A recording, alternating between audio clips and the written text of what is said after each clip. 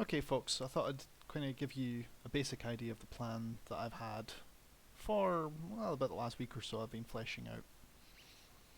Those of you that play Dangerous Wars and use the Reinforced Alert modification will know of a series of scenarios that are fantastically done that take the naval part of the Red Storm Rising campaign from Tom Clancy's novel Red Storm Rising. I also possess in my collection Steel Beast Pro, as you know, and Falcon BMS, and I'd like to find a way to integrate all three scenarios together to form a complete telling of the book, at least from the point of view of the battles. I'm from the point of view of what I have available to me. I'm not going to really focus a lot on the action in Iceland, um, apart from the initial assault by the Soviets on Keflavik. I need to look in the Orbat for both sides and see what that would have been defended by and what would have been assaulting there. I have inklings of an Orbat from the book on a Soviet assault on the town of Riven in Germany. That and I actually have some of the terrain from Google Maps, so I know roughly what to look for in terms of using the map. So let me just show you what that looks like. Right, this is Google Maps footage of the town of Rieben near Germany, or in Germany rather, and give you an idea of kind of the overall terrain we're talking about here. Very much the eastern side of Germany, so very much in time with the in line with the game. Clearly, Clancy had done his research in this area,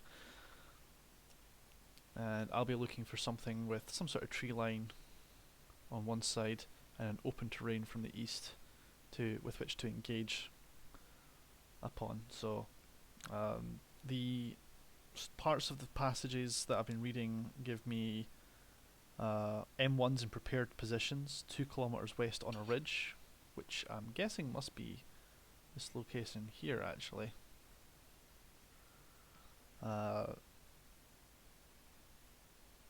And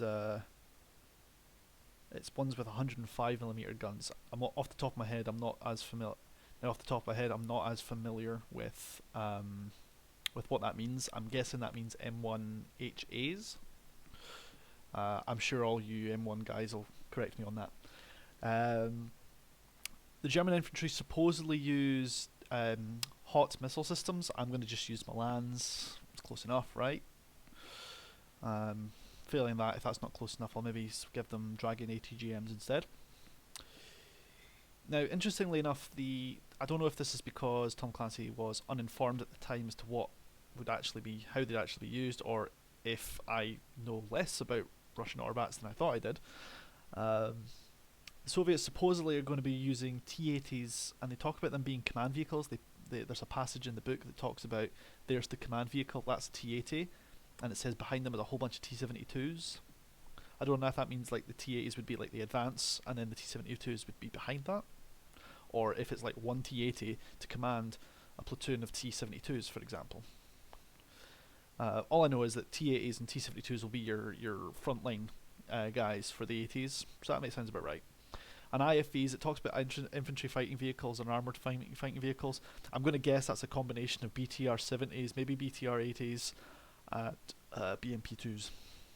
So that's what I'm going to go with. It doesn't give me numbers, so I'm just going to have to try and balance that out as much as I can. I'm kind of grateful that the book wasn't giving me huge amounts of detail, because then I can kind of make sure that the game is fair, I guess.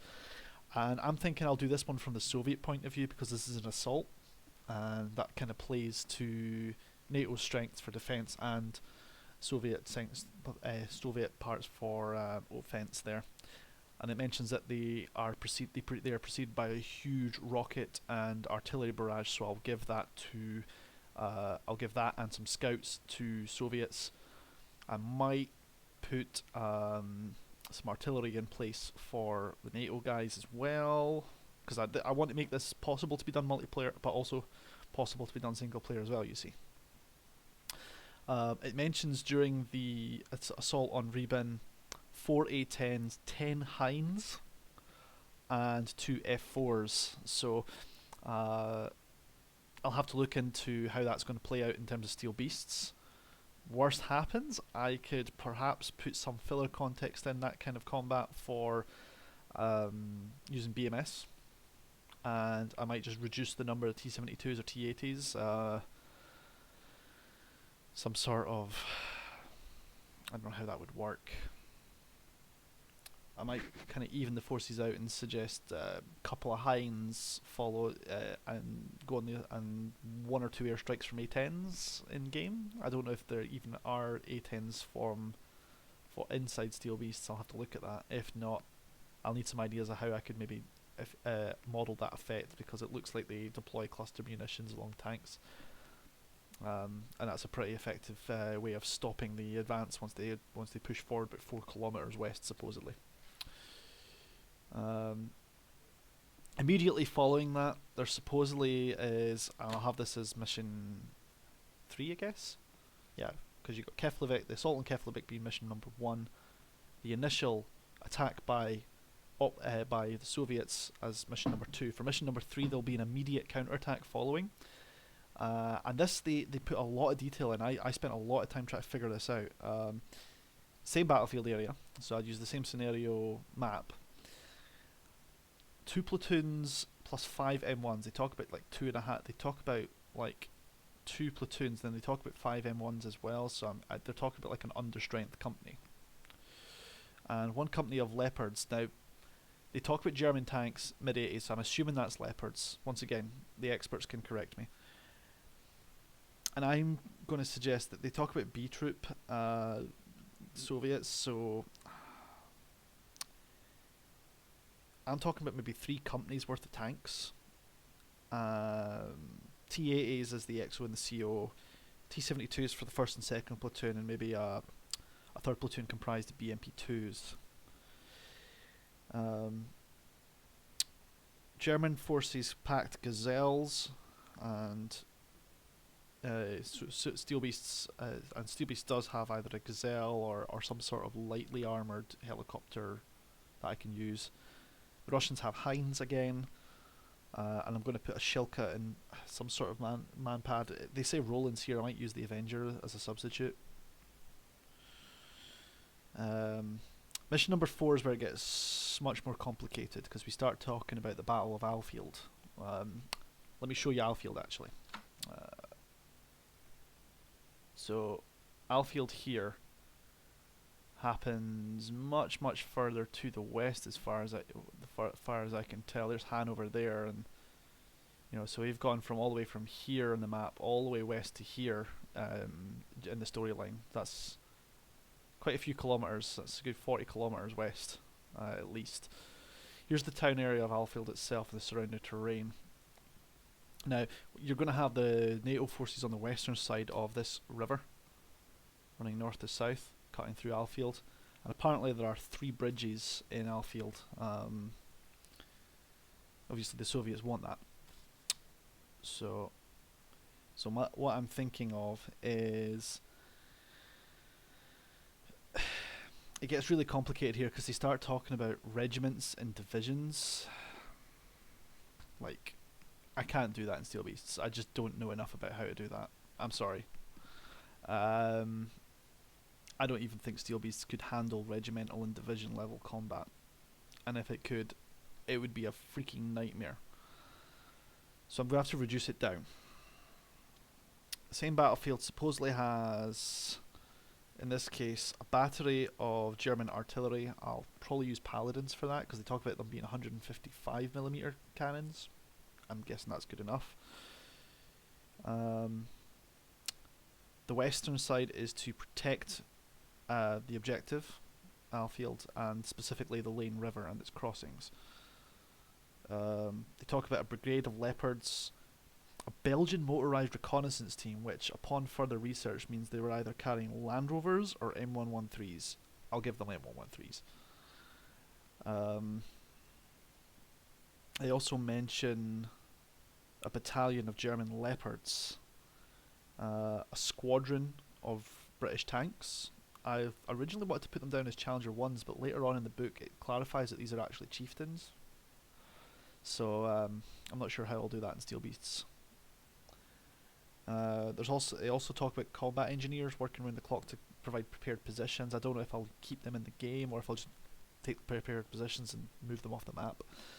And it mentions Bradleys, but I don't know how many. I'm thinking a platoon would be a good amount because that also gives us the mechanised infantry that it also mentions. They'll be going up against. Well, at the start of the book, it talks about 4 motor rifle divisions and a division of tanks. But supposedly that's like 300 tanks, and I don't think that's very fair, so I might have to cut that down a little.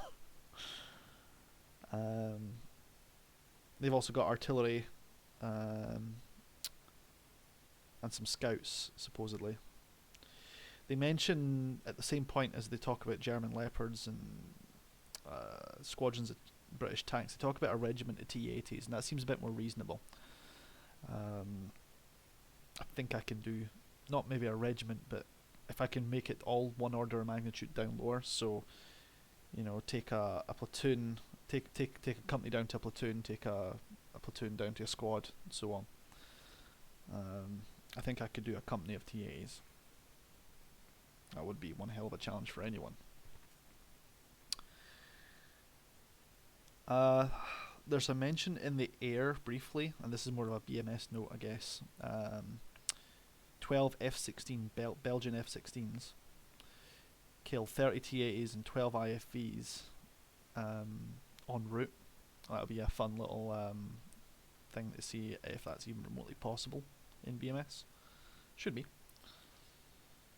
And this is all happening at the same time, so it could be one of those things where I could say I could agree with myself or my Let's Players that during the BMS part of the mission, if I don't kill that number of tanks, then I add some extras into the ground mission. We reflex this company strength up to a company plus another platoon or two. I don't know.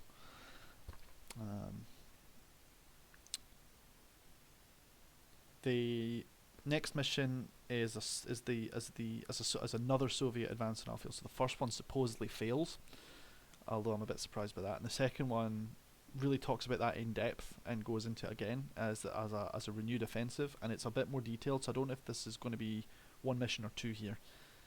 They talk about a squadron of chieftains, a battalion of leopards, or German tanks. I'm guessing they're leopards.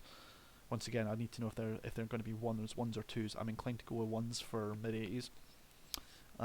Combat engineers, again, get a mention because they're supposedly building prepared positions for the tanks and stuff like that. I'm thinking they mention Bradleys, but they don't mention a lot of them, so I'm thinking like a platoon, maybe 2. A battery of German artillery again, and they talk about a motorised regiment, and once again I'm suggesting that's Belgian M113s. So a Belgian motorised regiment. They're holding the town of Alfield at this stage now. So in the initial stages, I think what it is you've got the NATO forces on the western side of Alfield and the Soviets on the eastern side. During the engagement, it's basically a meeting engagement, and during the engagement, the NATO guys dig into the town of Alfield, and the Soviet guys have their initial advance pushed off. And obviously this is the second advance, and it talks about a battalion of tanks, a company of mechanised infantry, a battery of Russian artillery, and it talks about bridge layers coming on scene. I've just proposed a platoon of bridge layers because there's meant to be like 3 or 4 bridges in the town of Alfield. 2 of them get cut, 1 of them stays alive, and they call it the bridge layers in between these 2 battles. So I'll have to find a way to somehow destroy some bridges in Alfield. This continues on to like a second stage or a second phase of the same battle, and I can't do this in one long battle, so I'll split the scenario, and we'll do a second phase. They talk about 25 M1s, platoons of M2s, platoons of Leopards holding the town of Alfield still. By this time, some of the Brits and some of the Americans have fallen back seemingly, or retreated, and the Germans are digging in and not willing to give up any of their ground. They're going up against what I propose to be. This is meant to be the C class or the B class guys. This is like the reserves now. They've depleted the A class guys, the T8s and the T72s. So now we're talking a platoon of T8s. I'm going to talk about the remnants of those. A couple of platoons of T72s. Once again, remnants of T8 of the Class A and the Class B guards. And we're going to put behind them a company of T62s. So we're going to go with quantity instead of quality of units. And another platoon of bridges, but these supposedly have already been deployed because by now the Soviets seemingly have been able to establish a bridgehead, and now this is going to be like the NATO counterattack. Lastly, there's the final phase of the Alfield mission, and now we're talking the Class C reserves. So got a company of M1s, a mechanized infantry sitting in the town, along with their M2s and some artillery, and we're sending a battalion of T55s, a battery of artillery, a rocket strike gets mentioned, just one rocket strike, a company of mechanized infantry, and I'm going to guess that's going to be BTR-70s, maybe BMP-2s. Actually, I'll change that to BMP-1s because this is Class C stuff, remember. That's a lot that I've said there, and I need everyone in the comments to sound check and completely derp spot every single mistake that I just wrote there. So all you guys who think that this is going to be awesome and want to make it even awesomer, leave comments in the bottom and correct me. I am almost certainly wrong on the Orbats of almost all of that, but I'm reading it from the book. So if you want to jump on your keyboards and correct me, please look at the passages that I'm talking about and just look at them and understand why I've taken the inference I have. If you want to correct that, or if you think that's a little bit too broad or too ambitious, by all means, point it out to me. I haven't even looked at the scenario editor for Steel Beasts yet. I have no idea what I'm doing yet. But yeah, I need to find some terrain. Now, I've seen some terrain online for the Fulda Gap. I need to know how much of that terrain is usable and how much of it is not going to really fit the area I'm talking about. If the terrain for the Fulda Gap has these exact locations in them, stellar. If it doesn't, I need to find some very close facsimiles. So we'll see how that goes. That's about all I've got at the moment. So that's my plan at the moment. Okay, that's my major plan. So I can break it down into, I think 3 steps would be good. Step 1, find some terrain that looks kind of like what we've got in terms of battlegrounds for Alfield and the other one, Reben. So I'm writing this down as I go. So that's step 1, find terrain that works for those places. And Keflavik as well. Because that I think is going to be a real trouble, try to find terrain that looks similar to that I can start an invasion from. It needs to be somewhat coastal. Step 2, get the Orbats sorted out and just figure out how many units I can put on the ground and make this as epic as it needs to be, but still controllable, still part of the game. What I might do is I might do like division level tactics, but I might only put you in charge of a company, or maybe less than that, and just have the AI trigger a whole bunch of AI scenarios on and around it. I might even break the scenarios down further into Company A, Company B, Company C, so on, and have their individual parts of the battlefield told from company level commanders or battalion level commanders, potentially. We'll have to see how this goes. But I need Orbats for that.